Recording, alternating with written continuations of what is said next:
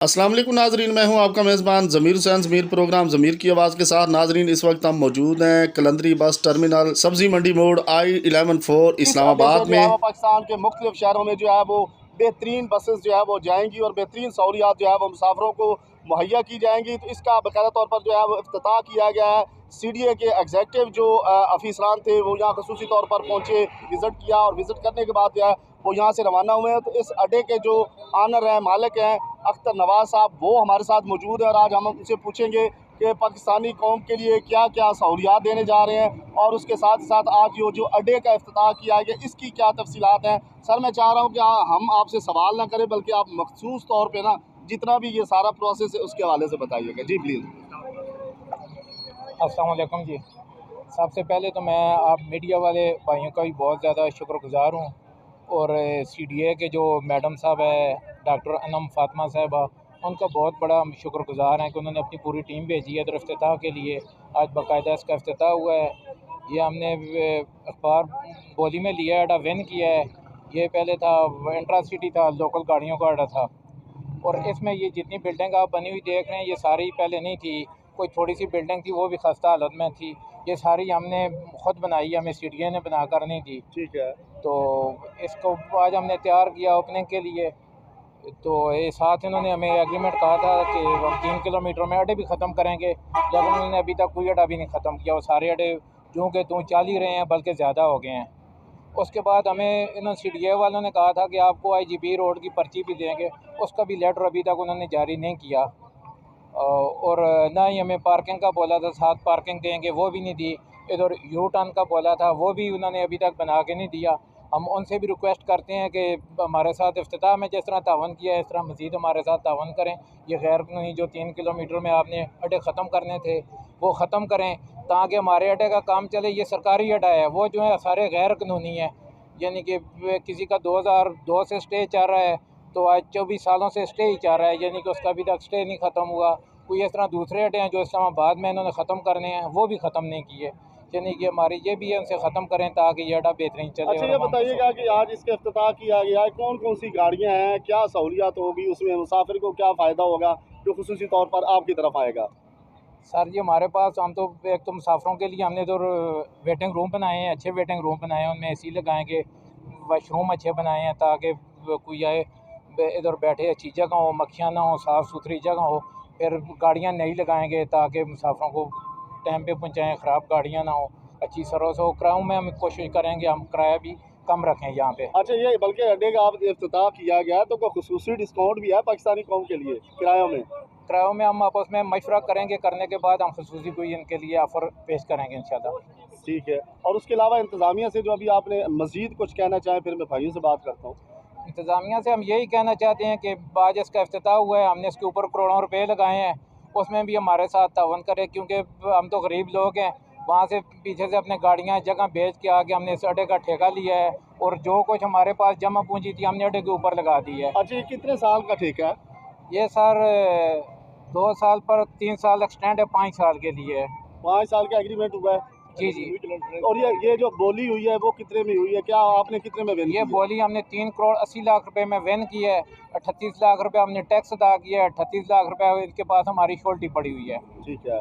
तो लास्ट में आप कोई जो CDA की इंतज़ामिया है उसके साथ साथ मोहसिन नकवी साहब जो है वो खुद भी बड़े इंटरेस्ट लेते हैं इस तरह के कामों में, जो हमारे वज़ीर दाखिला है, कि उनसे रिक्वेस्ट करेंगे? हम मोहसिन नकवी साहब से ज़रूर करेंगे, क्योंकि वो हमें अच्छे भी बहुत लगते हैं, क्योंकि उनकी वजह से हमारे मुल्क का नाम है, यानी कि हमारे बेहतरीन वो सियासतदानों में से हैं। हम उनसे भी गुजारिश करेंगे कि हमारे साथ CDA के चेयरमैन साहब को और मैडम साहब को कहें कि हमारे साथ खसूसियत में तावन करें और साथ ये अड्डे वगैरह दूसरे गैर कानूनी ख़त्म करके हमें दें, ताकि हम यहाँ से लोगों को अच्छी सर्विस दें और हम नुकसान से बचें। जी नाज़रीन, हम मज़ीद बात करेंगे। सर, आप बताइएगा कि ये जो गैर कानूनी अड्डों की बात की जा रही है, मलिक साहब अपना काइंडली तारफ़ भी थोड़ा करवा दीजिएगा और बताइएगा कि ये गैर कानूनी अड्डों की जो बात की जा रही है इस हवाले से आप क्या कहते हैं? अस्सलाम वालेकुम, बिस्मिल्लाहिर्रहमानिर्रहीम। अस्सलाम वालेकुम जनाब, गुजारिश ये है कि सबसे पहले जिस वक्त हमें TRO मिला है ना, उसमें सारी चीज़ें उन्होंने मेंशन करके हमें दी हैं कि फ़र्स्ट ऑफ़ ऑल ये जो है, ये जो गैर कानूनी अड्डे हैं जो मतलब इलीगल चल रहे हैं, इलीगल से मुराद ये है कि ये जो प्लाट हमारे दाएँ में हैं, ये प्लाट हैं बेसिकली कोल्ड स्टोरेज के प्लाट हैं और उनके ऊपर जो है अड्डे चल रहे हैं। जबकि ये सीडीए के एसओपी है या गवर्नमेंट लॉ पाकिस्तान के एसओपी है, उसमें ये नहीं होता कि जिस मद में आप कोई चीज़ लेंगे उसको उसी की यूटिलाइज़ कर रहे हैं आपने। जबकि जो कोल्ड स्टोरेज के प्लाट है वहाँ पे बस टर्मिनल बने हुए हैं, तो फिर अगर हमें भी इजाज़त दी जाए कि हम यहाँ पे पेट्रोल पंप लगा लेते हैं, यहाँ पे कोई बिल्डिंग बना लेते हैं, कोई होटल बना लेते हैं, कोई रेस्टोरेंट बना लेते हैं, ताकि हमें और रेवेन्यू आना चाहिए ना, मकसद हमें रेवेन्यू कमाने का है। तो जनाब पहले गुजारिश ये है कि हम ये आपसे रिक्वेस्ट करेंगे कि ये आप देख रहे हैं, ये बाउंड्री वाल लगी हुई है, ये आपने लाखों रुपए लगाकर सिक्योरिटी को मद्देनजर रखते हुए, क्योंकि इस्लामाबाद हमारा कैपिटल इलाका है, इसमें जहाँ सिक्योरिटी का बहुत मसले हैं, तो सबसे पहले सर ये हमने FR कैमरे लगाए हैं, ये बाउंड्री वाल लगाई है और ये सारी फैसिलिटी मुसाफिरों को देने के लिए और हुकूमत पाकिस्तान के साथ कोऑर्डिनेट करने के मकसद। ठीक है सर। बाकी रह गया मसला जहाँ तक आप फरमा रहे हैं कि किरायों में, तो देखें सर अभी फ्यूल की प्राइस दिन बदल चढ़ रही है, लेकिन अल्हम्दुलिल्लाह हमारा वही किराया जो पहले चल रहा था, पहले से मुराद ये है कि आज से 7-8 माह जो पहले किराया चल रहा था वही हम इंस्टॉल चार्ज करेंगे। आगे ईद आ रही है, हम लोगों को जो है उनके साथ शाना बशाना खड़े हैं, उनको प्रॉपर फैसिलिटेट करेंगे और जो उनकी रिक्वायरमेंट होगी इंशाल्लाह पूरी करेंगे। ज़बरदस्त। जिस वक्त सर जो हमने पहले ही अड्डा लिया, अड्डे की ये पोजीशन थी कि यहाँ पे जो मेन रोड जा रही है ये खंडरात है, यहाँ से कोई गाड़ी बल्कि गाड़ी गुजरने के छोड़े वहाँ पे बंदा भी पैदल नहीं गुजर सकता था। हमने रिक्वेस्टें कर के बड़ी मिन्नत तरले करने के बाद ये रोड उन्हें हमें बनाकर दिया। हम सीडीए के बेहद मशहूर हैं तो उन्होंने ये हमारी मतलब छोटी सी रिक्वेस्ट मान ली है।